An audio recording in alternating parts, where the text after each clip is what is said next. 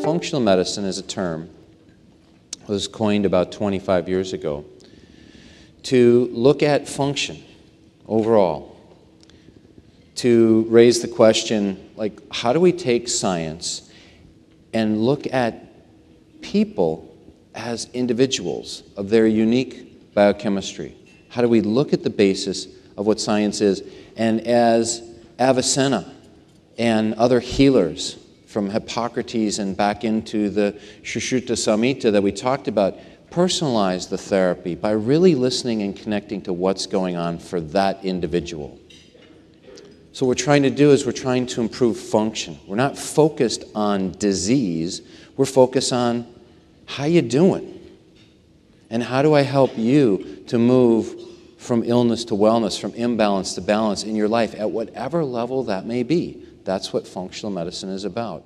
Do we look at the system as a whole and see, how do we help bring people to balance? And if you think about it that way, Dr. Sid Baker, who was one of the clinical founders of this concept of functional medicine, would say, it's actually pretty simple.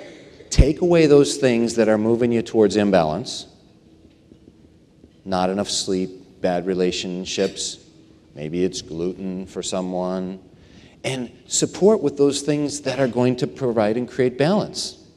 It may be a well-rounded whole foods or plant-based diet. It may be love. It may be interconnection. It may be digestive enzymes if that's what you need. So take away that which isn't working and provide more of that which helps to bring balance. So right now I'm taking the lenses that you look at someone who's out of balance, and I'm saying, don't think about what disease is going on here. Don't name the specific subcategory, but rather say, what's the cause that's underneath? And how do I figure out if they have some toxin or allergen, an infection, or a basic American bad diet, or stressors that are imposing on them? And how do I give them what they need for optimal function?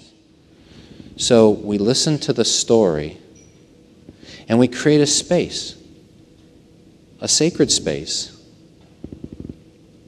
And where else in our world will people come in off the street, go into the room, take off all their clothes, and tell you everything that's going on in their lives?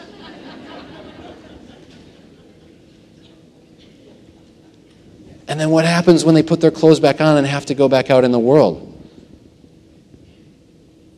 Well, if there's the connection and there's the development of a trusting relationship, of someone that they can count on, to just walk with them hand in hand on that healing journey, then the opportunity for healing is already happening.